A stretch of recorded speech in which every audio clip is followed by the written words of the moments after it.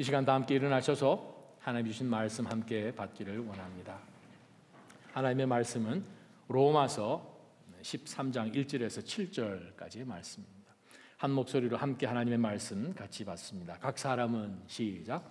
각 사람은 위에 있는 권세들에 복종하십시오. 무슨 권세든 하나님께로부터 오지 않는 것이 없고 이미 있는 권세는 다 하나님께서 세우신 것입니다. 따라서 권세에 대항하는 사람은 하나님의 명을 거역하는 것이니 거역하는 사람들은 심판을 자초할 것입니다. 통치자에 대해서는 선한 일 때문에 두려워할 것이 없고 악한 일 때문에 두려움의 대상이 됩니다. 권세자를 두려워하지 않기를 원합니까? 선을 행하십시오. 그러면 그에게 칭찬을 받을 것입니다. 그는 여러분에게 선을 이루기 위해 일하는 하나님의 일꾼입니다. 그러나 여러분이 악을 행한다면 두려워하십시오. 그는 공연히 칼을 가진 것이 아닙니다. 그는 하나님의 일꾼으로서 악을 행하는 사람에게 하나님의 진노를 집행하는 사람입니다. 그러므로 복종해야 할 필요가 있으니 진노 때문만이 아니라 양심을 위해서도 복종해야 할 것입니다. 여러분이 조세를 바치는 것도 바로 이 때문입니다. 그들은 하나님의 일꾼으로서 바로 이 일에 항상 힘쓰고 있습니다. 여러분은 모든 사람에게 의무를 다하십시오. 조세를 바쳐야 할 사람에게 조세를 바치고 관세를 바쳐야 할 사람에게 관세를 바치고 두려워해야 할 사람을 두려워하고 존경해야 할 사람을 존경하십시오. 아멘. 하나님 아버지, 영원토록 1.1획도 변하지 아니하는 하나님의 말씀, 저희가 아멘으로 이 말씀 받으며 이 말씀이 21세기를 살아가는 저희들에게 또 어떻게 적용되어야 되는지를 주님, 저희가 말씀을 통하여 배우고 삶에 적용하고자 합니다. 성령 하나님, 저희의 귀가 열리게 하여 주옵소서. 말씀으로 다시 한번 저희가 더 분명하게 어떻게 하나님 앞에 하늘 백성으로 살아가기에 이 세상 정도의 법의 수준 그 이상으로 살아가는 바로 성도로서 무엇이 고쳐져야 되는지를 보며 어떻게 하나님의 그 빛을 발할지 깨닫게 하여 주옵소서. 예수님 이름으로 기도합니다. 아멘. 잘 앉아주시기 바랍니다. 로마서는 정말 이 신약 성경 가운데서 구약까지 다 합쳐서 정말 하나님의 그 구원의 은혜가 구속의 역사가 어떻게 진행이 되어 왔는지를 정말 컨트랙하게 아주 그냥 짧게 되어서 볼 수 있는 하나님의 말씀이지요.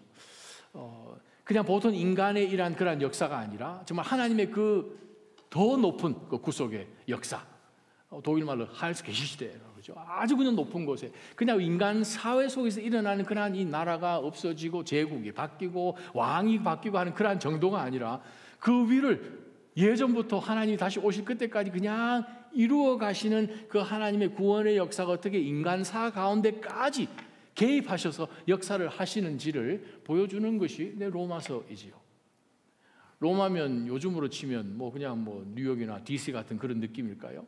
뭐 보스턴 사시는 분은 보스턴이라 뭐 얘기하겠죠. MIT 가게 되면 이 온 세상의 중심이 바로 그 돔 있는 그 빌딩이라 해가지고 그 돔이 이 세상의 중심이라 막 그렇게 자랑도 하지 않습니까? 로마에 있는 그리스도인들에게 소수의 유대인들, 대다수의 이방인들이 있는 그 교회에 정말 죄가 무엇이고 구원이 무엇이고 또 그 구원을 통해서 성화가 되어서 정말 그 구속의 은혜로 살아가는 삶 가운데 무엇이 보여져야 되는지를 말씀하고 또 유대인들에 대한 하나님의 그 이전에 계획이 있었음에도 불구하고 그들이 예수 그리스도를 배척해 버림으로 인하여서 지금 당하고 있는 그 고난과 그러나 하나님께서는 이 유대인들에 대한 언약 맺으신 것을 기억하셔서 반드시 하나님께서 그들을 다시금 돌이키실 그 놀라운 그 계획들을 바울 사도를 통해서 다시 하나님의 주권에 대해서 설명한 다음에 이제 로마서 전체 결론 부분이 이제 12장부터 나왔죠. 12장부터 이제 15장, 16절까지 계속 진행되는데 우리가 오늘 들여다보는 이 13장의 1절부터 7절까지 말씀은 참 잘 아는 내용이기도 하지만 유명한 구절이기도 하지만 어떻게 보면 별로 잘 모르는 부분이기도 합니다. 왜 그런가 하면 우리가 이 그리스도인이라는 이 형제 자매들 상황 가운데서 이러한 이 갈등들, 딜레마를 많이 보거든요. 일제시대 때 이 일본 사람들이 일본을 침략을 했는데 그럼 어떻게 이 사람들에게 우리가 한글을 해야 되나? 뭘 해야 되나? 해방이 됐습니다. 자유당 시대. 정말 얼마나 이 부정과 부패가 많았습니까? 그러한 세대 가운데 우리 어떻게 해야 되는가? 군부 독재, 데모하고 뭐 좌파 정권 뭐 그런 얘기를 하면서 이 시대를 그냥 근대사만 이렇게 들여다볼 때에 각 시대마다 뭐 한국뿐이겠습니까? 뭐 독일은 어떻습니까? 미국 내는 어떻습니까? 각각 민족들마다 정말 특이한 그러한 이 시대 가운데서 우리가 분명히 정부가 하는 것은 아닌데, 틀린데, 의롭지 못한데 그러면 정부를 뒤집어 엎어야 되나? 오늘 성경 말씀에 보게 되면 분명히 하나님께 순종은 해야 되는데 근데 성경을 보니까 이 세상의 권세들에게 복종하라라고 지금 말씀이 되어 있다는 거죠. 그러한 가운데서 하나님도 복종해야 되고 그러면 아주 이 죄 없는 사람들을 그냥 죽여라라고 하는 그 가운데서 이거 어떻게 해야 되나? 중간에 이제 딜레마인 것이죠. 세상 법을 따라야 되나? 하나님 법을 따라야 되나? 그러다 보니까 이 기독교 그리스도인들 사이에서 양극단이 등장하게 됩니다. 한쪽은 어떤 생각을 하는가 하면 독립투사죠. 이거 없애야 된다. 저 나쁜 생각하는 사람들 다 죽여야 된다. 해가지고 그냥 이 법도 따르지 않고 그냥 자신이 직접 이제 총칼을 들고 가서 원수를 갚고 그냥 뭐 레지스탕스처럼 그냥 그 사람들 없애버리는 한쪽 그룹의 사람이 있습니다. 왜냐하면 이것은 잘못된 것이다 라고 생각을 하고 하나님 말씀에는 세상의 권세에 복종하라고 하셨는데 우리가 볼 때 이것은 엉터리인 거예요. 틀린 거예요. 잘못된 거예요. 하늘녀서 바로 이 왕들을 권세자들을 죽이고자 하는 나쁜 사람들이다 라고 생각하는 그런 그룹이 있고 반대쪽 그룹은 뭐 그렇게까지 할 필요가 뭐 있어요. 완전히 무관심하게 산다는 거예요. 우리가 살아가는 이 삶 가운데서 우리는 천국 백성들 아닙니까? 아니 예를 들어서 그냥 우리가 살고 있는 이 시대가 하나님이 심판을 받아서 지금은 이제 물속으로 들어가는 무슨 파선해서 물속으로 지금 가라앉고 있는 배 위에 있는데 우리가 뭐 클로락스를 꺼내가지고 그거 뭐 청소하고 할 그 이유가 뭐가 있습니까? 배는 어차피 가라앉는데. 아니 한번 생각해 보십시오. 예수님 오실 거 아닙니까? 예수님 오시고 나면 우리는 천국으로 갈 것이고 남아있는 사람들 뭐 대환란이 일어나겠죠. 하나님 심판이 임하겠죠. 우리랑 상관없는 일인데 그냥 뭐 내 신앙생활만 잘 지키면서 살다가 그냥 천국 가죠. 우리가 사는 사회 그건 뭐 하나님께서 알아서 하십시오 라고 생각을 하면서 전혀 무관심하게 사는 그룹의 사람이 있어요. 자, 여러분은 A그룹, B그룹, 저는 잘 모르겠습니다 하는 C그룹, 아니면 중간에 끼인 것 같은데 D그룹, 뭐 어디에 속해 계십니까? 지금 바울 사도가 로마서 12장부터 쭉 나와 있는 우리에게 주시는 행동 강령이라고 할까요? 로마서에 등장하는 sin, 예수 그리스도를 통해서 우리가 죄의 문제를 해결할 수 있습니다. salvation, 구원받는 것에서 끝이는 것이 아니라 구원받았으면 구원받은 그리스도인으로 삶 가운데서 예전에는 하나님이 우리 삶 가운데 5%의 역할을 하고 10%로 성령 충만했는데 점점 더 성령 충만하면서 나가야 그것이 그리스도인 아닙니까? sanctification, 성화. 그 단계를 지나고 난 다음에 유대인들에 대한 하나님의 sovereignty, 언약을 하나님께서 유대인 민족과 맺으셨는데 그들을 예수님을 배척했다고 해서 유대인은 완전히 버려버리셨습니까? 아니 그러면 하나님께서 예수님 오실 것도 모르셨습니까? 예수님 보내주실 것도 생각도 안 하시고 이스라엘 백성들하고 언약을 맺으셔가지고 예수님 보내주시고 난 다음에 구약했던 그 언약들을 그냥 무효화하셨습니까? 그럴 수가 없는 거죠. 자, 그런 가운데서 유대인들에 대한 계획, 자, 이 모든 신학적인 설명을 하고 난 다음에 이 모든 것을 알면 그럼에도 불구하고 우리를 은혜롭게 하셨다면 12장 1절에 mercies, 복수로 썼잖아요, 바울 사도가. 내가 여러분에게 하나님의 자비하신 들을 통하여서 여러분에게 권면하노니 여러분 하나님 기뻐하실 거룩한 산 제물로 드리라는 거예요. 자, 산 제물로 드리는 삶의 모습이 무엇인가? 오늘 13장 1절부터 7절까지 나온 말씀 가운데 한마디로 세상의 권세에 복종하라는 거예요. 그 이유는 무엇일까? 그냥 큰 대주제가 뭐냐 하면 13장 1절 상반절입니다. 각 사람은, 즉 그리스도인은, 로마서는 그리스도인들에게 준 말씀이죠. 자, 그리스도인 각 사람은 위에 있는 권세들에게 복종하십시오. 우리 모든 믿음의 성도들이 살아가는 사회 가운데서 우리보다도 어떤 우리에게 명령을 하고 우리에게 이렇게 하십시오라고 지시할 수 있는 그러한 위치에 있는 위정자들이나 회사에 있는 우리의 보스나 그러한 사람들의 지위에 복종하라는 거예요. 왜 그렇게 해야 되는가?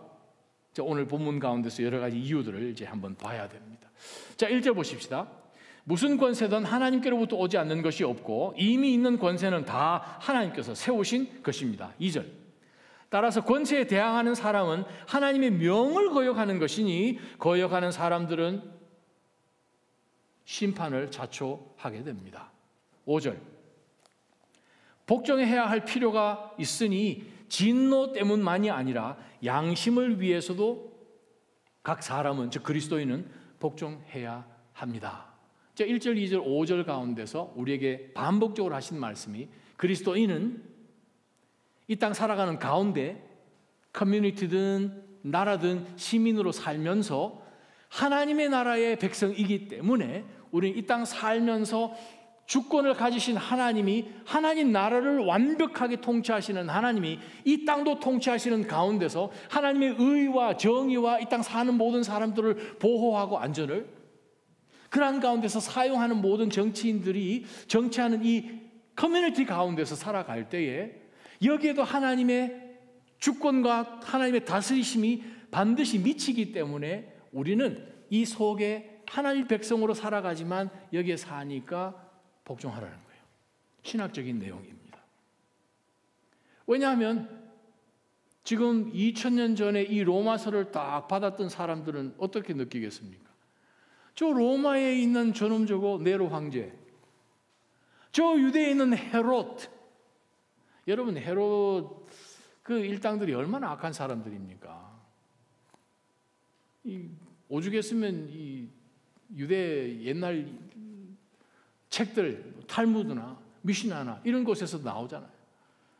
안나스 이 악한 그 제사장들, 그 혀가 유대인들이 자기의 이 조상인 대제사장이 그 사탄의 혀다라고 하는 이야기가 탈무드까지 나오게 될 정도겠습니까?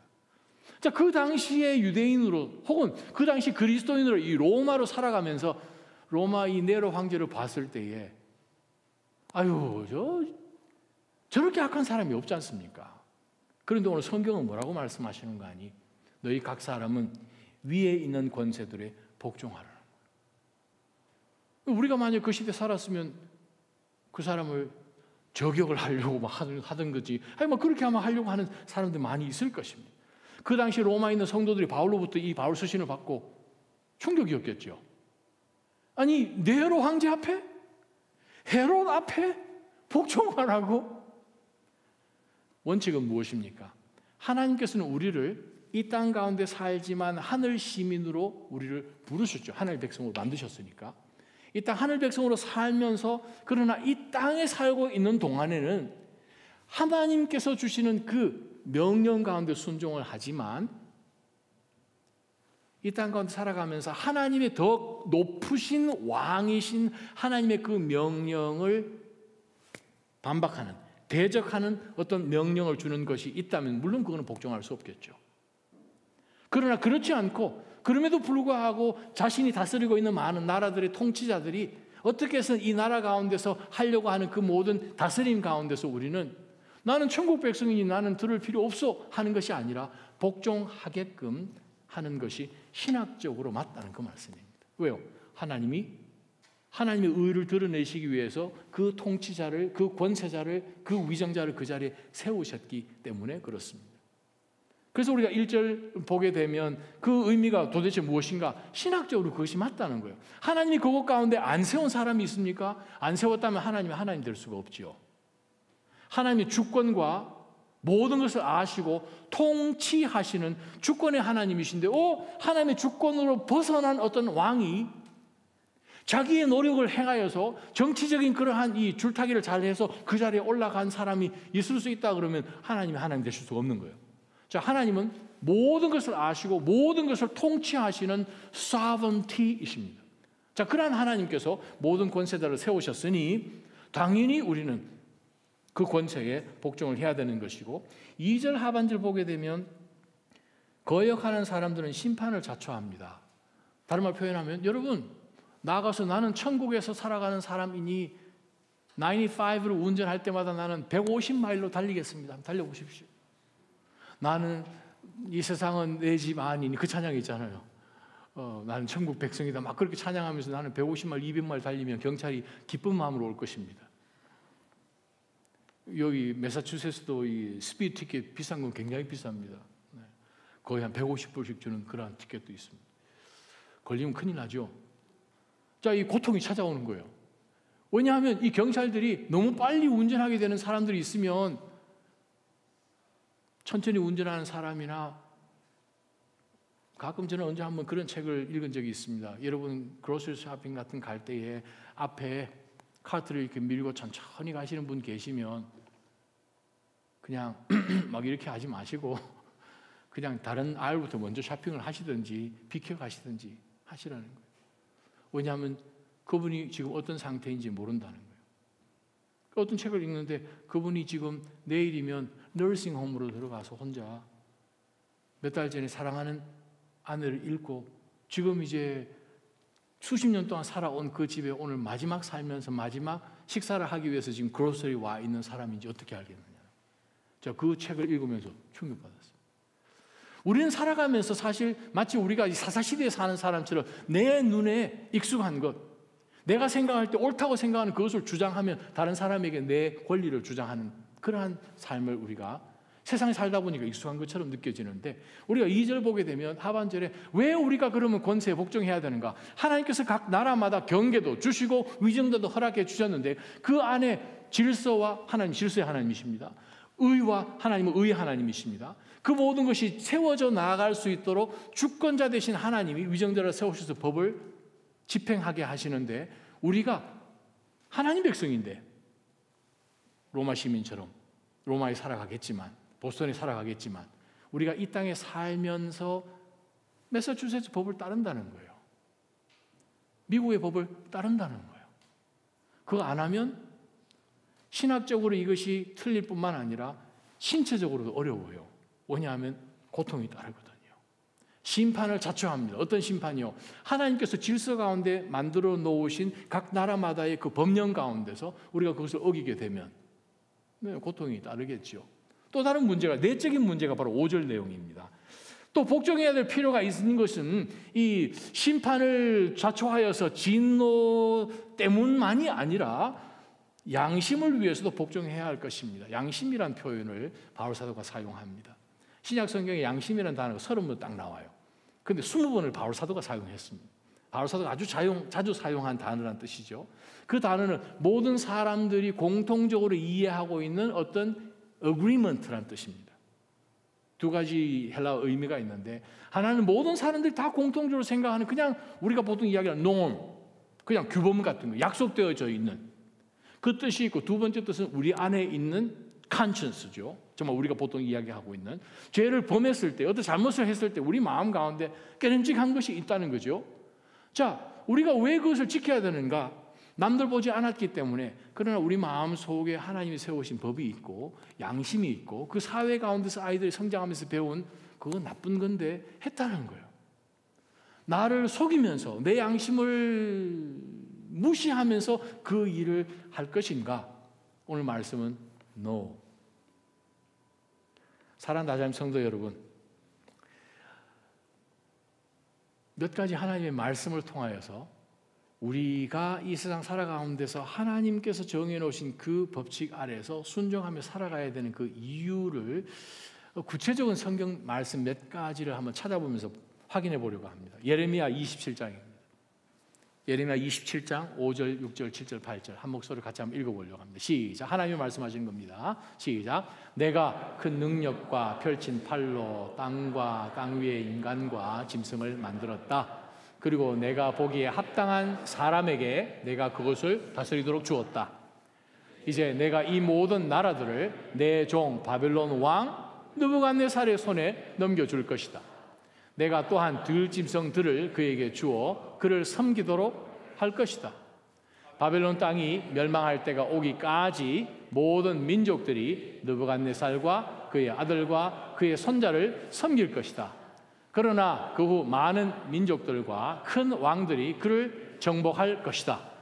그러나 어떤 민족이나 나라가 바벨론 왕 느부갓네살을 섬기지 않거나 자기 몸을 바벨론 왕의 명예 아래에 숙이지 않는다면 내가 그의 손으로 그들을 처벌해 칼과 기근과 전염병으로 그 민족을 멸망시키실 것이다.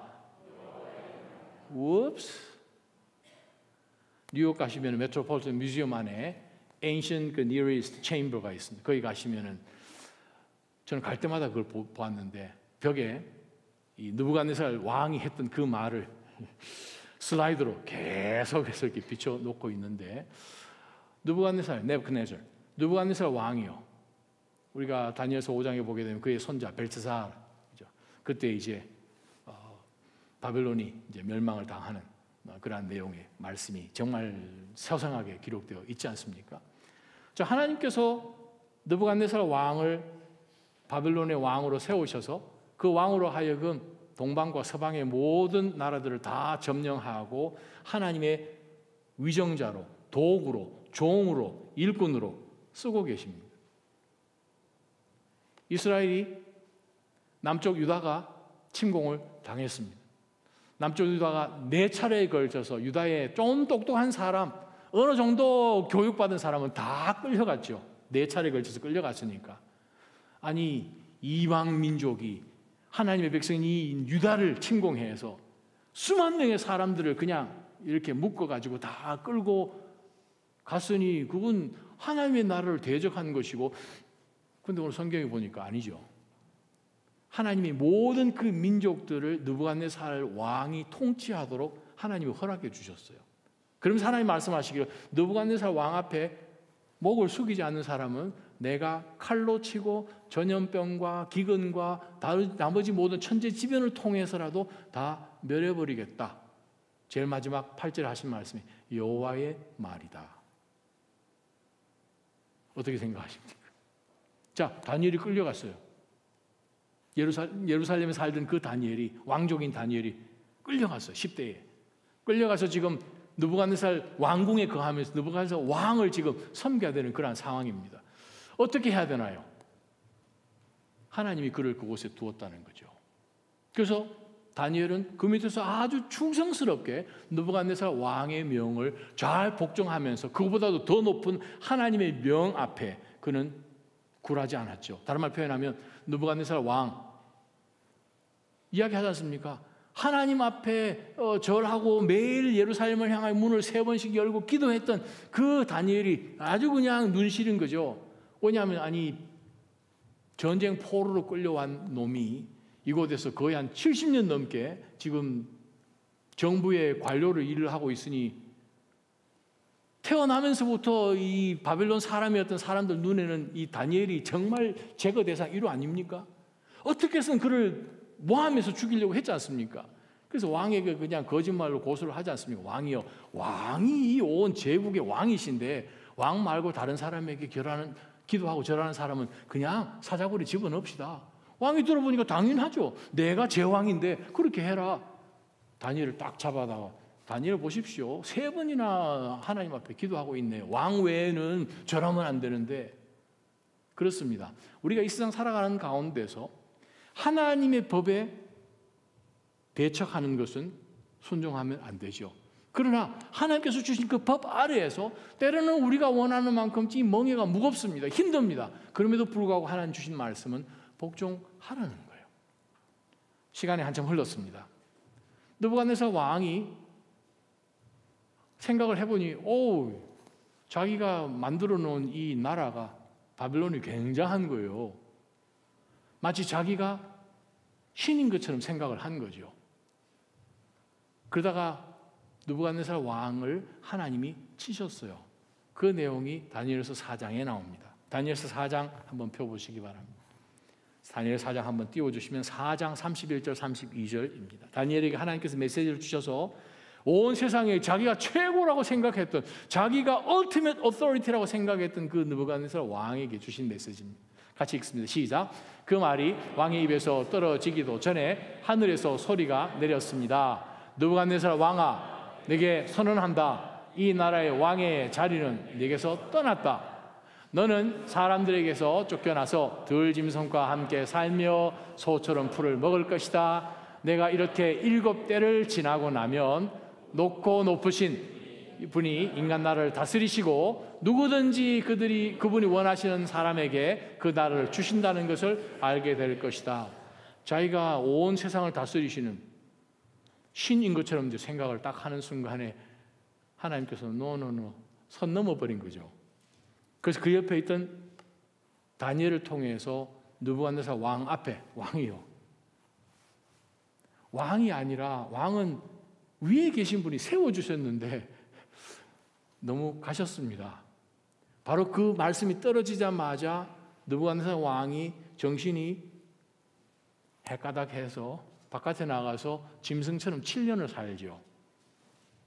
새의 부리처럼 손가락이 자라고 머리털이 자라고 그냥 바깥에서 그냥 그렇게 살면서 7년을 그렇게 살다가 다시 정신이 돌아와서 왕궁으로 그가 환궁을 하고 난 다음에 4장 후반부에 보게 되면 느부갓네살 대왕이 수천 년이 지난 뉴욕 메트로폴리탄 뮤지엄 안에 그의 했던 그 모든 그의 인장 반지까지 있을 정도로 그러한 곳에서 그가 고백하는 것이 무엇입니까?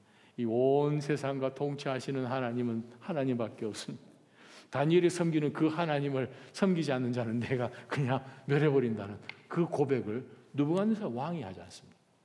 자, 그렇다면 우리의 주어진 모든 상황 속에서 우리는 하늘 시민이기 때문에 우리는 이 세상에 속해 있는 어떤 시민보다도 법을 더 잘 지켜야 합니다. 사도행전 4장과 5장에 보면 재미난 에피소드가 있습니다. 예수님께서 승천하시고 10일이 지난 후에 성령 하나님의 오순절날 예루살렘에 임하고 교회가 시작이 되고 정말 믿음의 이 성도들이, 특별히 예수님의 제자들이 정말 담대하게 복음을 전하기 시작을 했죠. 그전에는 이들이 두려워서 그냥 문 닫아놓고 유대인들과 로마 사람들 앞에 두려워서 떨고 있던 사람인데 성령 하나님이 그들 가운데 임함으로 인하여서 그들이 담대하게 복음을 전했어요. 그러다가 베드로와 요한이 잡혀 들어갔죠. 산헤드린 70명의 이 장로들 앞에 잡혀갔죠. 그래서 그들이 아주 엄중하게 한 번만 더 예루살렘 도로에서 예수님의 이름으로 가르치거나 예수님의 이름으로 무엇인가를 하기만 하면 알아서 하라고 아주 그냥 엄하게 명령을 내렸는데 4장에 보게 되면 오히려 19절에 바로 더 담대하게 복음을 전했어요. 예수님의 이름을 선포해서 기적을 막 예수님의 이름 때문에 일으켰죠. 그러고 난 다음에 5장에 진짜 잡혀 들어갔어요. 그랬을 때에 이 온 유대를 통치하고 있는 이 70명의 장로들이 있는 이 산헤드린 공회 앞에서 베드로와 요한이 뭐라고 이야기합니까? 우리가 사람의 법을 따를까요? 하나님의 법을 따를까요? 당연히 하나님의 법을 따르는 거죠. 그것이 무엇입니까? 하나님의 법이 사람의 법 위에 있는 거죠. 우리는 이 세상 살아가면서 세상 통치자로 하나님이 세우신 또 그들을 통해서 나온 법을 우리는 반드시 잘 지켜야 하지요. 3절 4절을 보겠습니다.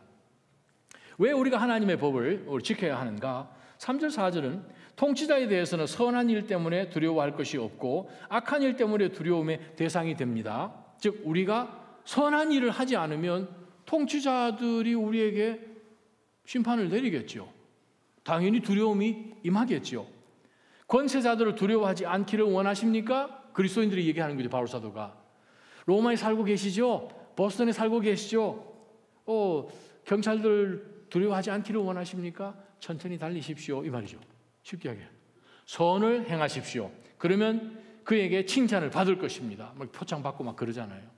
선한 일 했다고. 4절 그는 여러분에게 선을 이루기 위해서 일하는 하나님의 일꾼이 하나님께서 각 나라들을 세우시고 하나님의 그 기간 가운데서 그 나라가 그 제국이 나라로서 존재해 나가는 가운데 일어나는 그 모든 일들을 하나님이 이루어지기 위해서 그 다음 단계 하나님의 놀라운 구원의 역사가 이루어지게끔 그 가운데 일어나는 하나님의 요소요소의 공문들을 세우셨다는 거죠. 통치자를 세우시고 권세자를 세우셨다는 거죠. 자, 그들을 통해서 하나님이 이 민족과 이 나라와 이 제국과 이 시간대에 하나님의 선을 이루시기 위하도록 각자를 하나님께서 뽑아서 지금 사용하고 계십니다. 그러한 가운데서 우리로 하여금 하나님이 세우신 그곳 가운데 우리가 저 위정자들, 저 통치자들, 저 나쁜 놈들이라고 이야기하면서 한국에 가면 그 얘기 많이 하시죠. 한국에서 정치를 제일 많이 아는 정말 박식한 누군지 아십니까? 택시 기사분들. 가끔 말 잘못하면요, 기사분들 여러분 아파트 내릴 때까지 계속 이야기할 거예요. 저도 한번 그렇게 당한 적이 있습니다. 괜히 내가 입을 막 때리고 싶었어요. 괜히 얘기했다. 이분이 그냥 국회에 가셨으면 정말 당대표 하실 분이. 근데 우리가 어떤 사람은 어떻다, 저런 사람은 저렇다 얘기는 많이 하는데 반대로 이야기해 보면 우리가 정말 나라를 사랑하고 민족을 사랑한다면 디모데전서 2장 1절 2절 말씀처럼 그들을 위해서 기도해야 된다. 우리로 하여금 하나님께서는 하나님께서 우리 가운데 주신 그 선을 행하기 위해서 교회들을 세우시고 우리로 하여금 하나님의 말씀을 주셔서 하나님 기뻐하신 그 선을 행하게끔 하나님께서는 위정자들을 세우셨다라고 분명히 말씀하셨어요.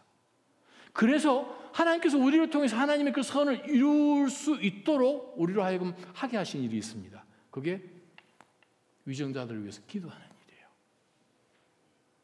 우리는 오늘 3절 4절을 통해서 볼 것이 무슨 말씀인가? 정치자들이나 이런 사람들에 대해서 그냥 저 사람은 선하다 악하다 이야기하기 전에 성경은 그 사람들하고 상관없어요. 그 사람들 하나님이 판단하실 거예요. 하나님이 보기를 원하시는 것은 무엇입니까? 우리 주변에 있는 정치하는 사람이나 사회적 어떤 권세자들이나 이런 사람들이 잘하고 못하고 그것보다 관심은 하나님의 자녀들이 우리가 이 땅 가운데 살면서 하나님이 기뻐하실 선을 행하고 있는지 없는지 그게 하나님의 더 관심이십니다. 할렐루야. 우리가 해야 될 선은 무엇입니까? 말씀대로 디모데전서 2장 1절 2절 말씀대로 위정자들을 위해서 기도하는 거예요. 교회들을 위해서 기도하는 거예요. 우리 교회가 이 지역 사회에서 어떤 일을 감당할 수 있겠습니까? 어떻게 인게이지하면 좋겠습니까? 하나님의 의가 드러나는 그 일 가운데 그리스도인들이 하나가 되어서 서포트하는 거죠. 분명히 하나님께서 하나님 말씀 가운데 로마서 1장 2장 가운데서 동성애며 이 모든 것 성경은 분명히 말씀하시잖아요. 죄라고 하나님은 죄라고 말씀하십니다. 미국 인구의 0.5%에서 1% 되는 사람들은 그게 죄가 아니다라고 이야기하면서 나머지 99% 정도 되는 정상적인 사람에게 우리가 가지고 있는 것은 alternative lifestyle이니 leave us alone 라고 지금 요구를 하는 거죠. 우리는 어떻게 해야 됩니까? 모든 주에서 동성애는 합법이다. 그건 우리가 인간 사회에서 만든 것이고 하나님의 법은 그건 어떻게 생각하십니까? 사도행전 우리가 보았던 4장, 5장처럼 예레미야 말씀처럼 다니엘 말씀처럼 본다면 하나님의 말씀은 영원히 변하지 않는 말씀이에요. 하나님 죄라고 하셨으니 그럼 우리가 요즘 미국 개정된 법에 의하면 예수님, 하나님, you made a big mistake. 그렇게 됩니까? 아니죠. 하나님 우리를 통해서 선을 행하기를 원하십니다. 선을 행하기 위해서 주변에 있는 위정자들을 위해서 기도하시기를 하나님은 원하신다는 거예요. 그게 3절 4절 말씀입니다. 마지막 말씀 6절 7절 말씀이요. 여러분이 조세를 바치는 것도 바로 이 때문입니다. 그게 무엇입니까? 하나님께서는 이 나라가 운영되도록 원하시는데 그 운영되려면 어떻게 운영되겠습니까? 물질이 있어야 운영이 되겠죠. 그 물질 어디서 나옵니까? 시민들이 내는 조세 가운데 나오겠죠. 자, 그래서 여러분이 조세를 바치는 것도 바로 이 때문입니다. 복종해야 되는 거죠. 나라를 운영하기 위해서는 세금을 받아야 되니까 그 세금을 내게끔 했습니다. 그리고 그리스도인은 어떻게 살아야 되는가? 탈세해서는 안 된다 이 말이죠. 쉽게 하게. 얼마 전에 어떤 성도님 한 분을 만났습니다. 그 성도님이 이런 간증을 하시더라고요. 목사님 아십니까? 저는 조그만 비즈니스를 하고 있는데 정말 하나님께서 참 그 은혜로 지금까지 잘 해오게 하셨는데 팬데믹이라는 게 등장했지 않습니까? 우리 얼마나 많이 어려웠습니까? 많은 이 비즈니스들이 그냥 뱅크럽 되기도 하고 정말 어려운 시기를 지났는데 참 이상한 것은 목사님, 팬데믹 오기 전에 몇 개월 전부터 그 이전에 일어나지도 않았던 굉장한 하나님의 복이 있어서 매상이 굉장히 많이 올랐다는 거예요. 이게 도대체 뭔가? 하나님이 정말 매상을 높여주셔서 그 매상에 걸맞게 탈세하지 않고 세금을 충실하게 냈다는 거예요. 그러고 다음에 팬데믹이 꽝 와버렸어요. 아유, 어렵죠. 힘들었죠. 그런데 하나님께서 정말 하나님께 너무 감사한 것은 정부에서 이제 이 개인 비즈니스 어렵기 때문에 그 지원 정책을 많이 냈지 않습니까? 그래서 팬데믹 오기 전에 얼마 기간 가운데에 그들이 세금 낸 그거를 다 보고를 받아서 거기에 맞게 정부에서 보조를 해줬죠.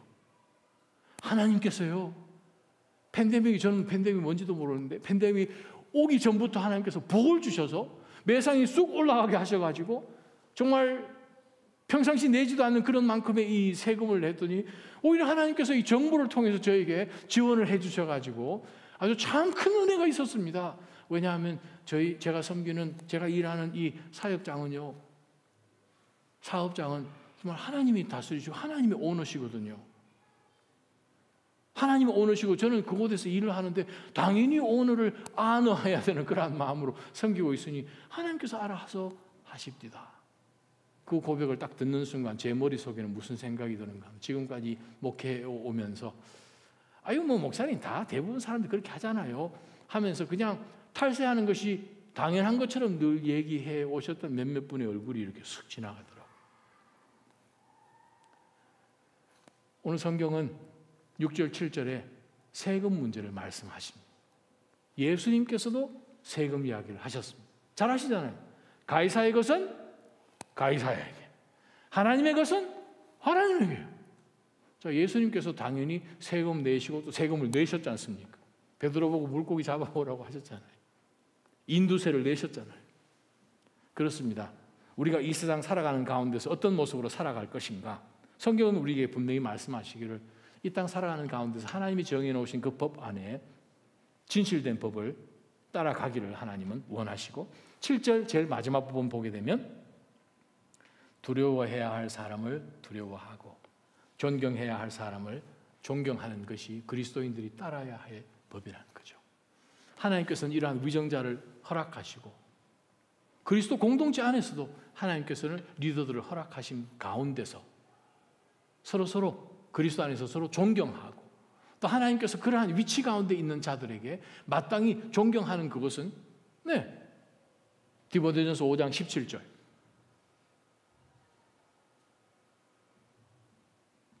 띄워지면 한번 읽어보십시오. 갈라디아서 6장 6절, 히브리서 13장 17절. 그냥 하나님의 말씀입니다. 존경하는 거예요. 교회 안에서 존경하는 거죠. 그것이 삶 가운데 이어지는 바로 그것이 하늘나라에 속해 있는 시민들이 감당해야 되는 것입니다. 재미난 글을 하나 읽었습니다. 일과 영성이라는 제목으로 팀 켈러 목사님이 쓰신 두란노에서 번역된 책입니다. 직원들은 온 마음을 다해 일을 하지요. 징계를 피할 만큼만 움직이거나 상사들이 볼 때만 열심을 내거나 무성의하고 산만하게 일하면 안 되지요. 그리스도인은 전적으로 일에 몰입하는 사람입니다. 몸과 마음과 영혼을 다해서 주어진 과제를 훌륭하게 완수해야 됩니다. 왜 그렇게 해야 됩니까? 크리스천 근로자들이 이런 생각을 가지고 일할 수 있는 건 노동이란 그 동기가 전혀 세상과 다르기 때문입니다. 주님을 따르는 이들은 모든 일을 할 때 그리스도께 하듯이 일하죠. 아울러 예수님 안에서 상상할 수 없을 만큼 큰 상급을 받게 된 것을 알기에 고용주가 돌려주는 대가의 크고 작음에 지나치게 연연할 필요가 없습니다. 알다시피 크리스천들은 일을 즐길 자유를 주셨지요. 주님을 섬기듯 일하기 시작한다면 넘치지도 않는 선에서 일을 누릴 수 있을 것입니다. 높은 보수와 칭찬을 받는 게 중요한 고려 사항이 되지 않지요. 일은 이 땅에서 하나님의 일을 드높이기 위해 주님의 일을 함으로써 그분을 기쁘시게 하는 주요한 방법이 됩니다. 우리는 존경과 두려움을 품고 일해야 합니다. 목숨을 바쳐도 아깝지 않을 만큼 존경하며 직접 보리라고는 꿈에도 생각하지 못했던 분을 집에서 모신다고 생각해 보십시오. 소문만 들어도 머리가 조아려지는 터라 그분 앞에서는 더구나 함부로 처신하지 못할 것입니다. 정말 그분의 요청과 소원을 모두 채워드리고 싶어 안달할 것입니다. 일터에서 하나님을 의식하고 기억하는 마음가짐도 그러해야 합니다. 마음과 능력을 온전히 쏟아서 최대한 능숙하게 처리하며 부담이 아니라 특권으로 느끼면서 일하셔야 합니다. 그러할 때 하나님이 세우신 권위에 기쁘게 복종할 수 있고 우리 자신이 하는 일에도 기쁨과 보람을 느낄 수 있습니다. 팀 켈러 목사님의 말씀입니다. 이 말씀을 전체 한번 종합해 보면서 말씀을 마칩니다. 우리는 하나님 나라에 속한 시민입니다. 이 땅에 살아가면서 이 세상 나라에 속해 있는 시민들이 가질 정도의 수준과는 아예 차원도 다를 뿐만 아니라 동기가 다르다는 거예요. 여러분 삶 가운데 여러분을 통해서 하나님의 선이 주변 사람들에게까지 미쳐질 수 있도록 우리가 그 선 행하는 것을 기뻐하시는 하나님이 계심을 알고 이 세상에 하나님이 세우신 권세 앞에 복종하시고 더 나아가서는 하나님 앞에 궁극적으로 엎드리는 그러한 삶으로 복을 받으시기를 축원합니다. 오늘 가셔서 시편 111편, 112편 찬찬히 읽어보시기 바랍니다. 그 이유는 하나님은 이 세상 법 가운데서 선을 행하는 자들에게 반드시 복을 주시는 하나님이시라고 약속하신 말씀이 시편 121편, 122편에 있어서 제가 교동문으로 선택을 했습니다. 묵상하시는 가운데서 바로 그 은혜가 우리 대뿐만 아니라 그 다음 세대 주님 오실 그때까지 여러분 놀라운 복을 소유하고 나누는 그러한 가문들이 되기를 주님의 이름으로 축원합니다.